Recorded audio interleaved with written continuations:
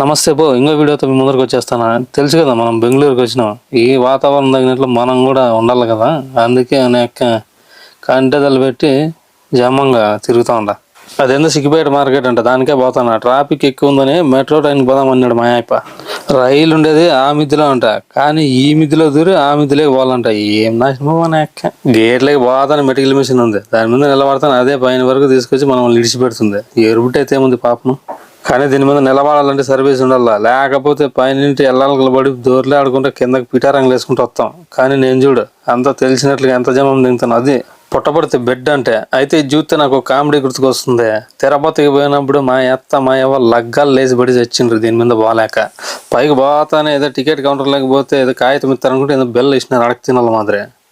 ఈ బెల్ ఎత్తకపోయి మనము మిషన్లోకి వెళ్ళా. దానికంటే ముందు చెక్ చేస్తున్నారు.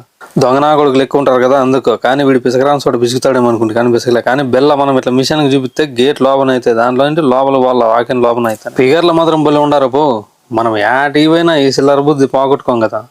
ఎంత లోపలే వచ్చినాపా ట్రైన్ ఏదో ఒకటి చాలా ఫాస్ట్గా పోతుంది, ఇది 6 నెలల పడుతుందిలే అనుకుంటే. కానీ వాడు సడన్ బ్రేక్ దెంగే. వాకన్లు కూడా అవందరికి ఓపెన్ అవందరికి మూసుకుంటాయి పో. అందుకనే మెట్రో ఉంటారు. పోతాను జమ్మకు నిలబడి ఉంటే, కానీ వాడు ఒక మాపని తోలుతాను పడిపోతాంటే. ఇటు వచ్చినా కదా పట్టుకొని ఉండాలి పో, మీరు లేకపోతే అయ్యే పని కాదు. కానీ ఎవరైనా చూసినారేమో అని అక్కడెక్కడ చిన్న బిల్డప్ దెంగితే చాలా ఫాస్ట్గా పోతుందా పో. మొత్తం బెంగళూరు అంతా కనపడుతుంది. మిద్దెల మీదే పోతుంది పైన.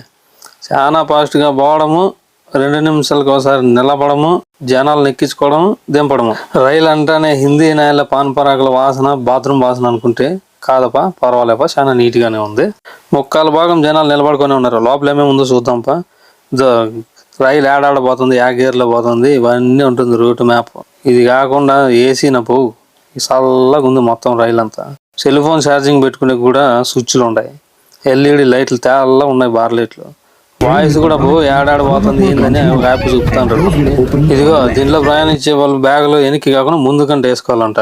ఇంకోటి ముసలిళ్ళకి, గర్భిణీ స్త్రీలకి, వికలాంగులకి సపరేట్ సీట్లు ఉంటాయి. సీసీ కెమెరాలు కూడా ఉంటాయి. నువ్వేమైనా కిరికిరి చేస్తే సూపు తీసుకుని బయటికి తెంగుతారు ఒక గేట్కి. ఇదో దావలో పోతుంటే ఒక కొంప కనపడిచ్చా. ఎవరిదంటే అది విజయమాల్లే అంట, కింగ్ ఫిషర్ అయిపోయి ఓనర్దే. రైలు అండర్ గ్రౌండ్ లో కూడా పోతుందా పో. లైట్లు ఉన్నాయి కాబట్టి సరిపోయి, లేకపోతే జల్లు కారుచుకుంటే అదమ్మటం మంచి పికర్నే. మొత్తానికి సిగ్గిపేటలోకి వచ్చినాంపా. టీవీ కూడా ఉందాపా. ఇంకా బయటికి పోతాను. మనం వీటికి వస్తానే మన నడక నా స్టైల్ అంతా మారిపోయా. బయటికి పోయేటప్పుడు కూడా ఆ బిల్లని మిషన్లోకి వెళ్ళపో, లేకపోతే అది తెరుచుకో వాకెన్లో. ఈ బుద్ధికి ఈ వీడియో చాలుగానే లైక్ కొట్టి షేర్ కొట్టు. నెక్స్ట్ టైం సండే మార్కెట్ చూపిస్తా ఏమేమి కొన్నాను, ఎట్లా ఏంది కథ అని.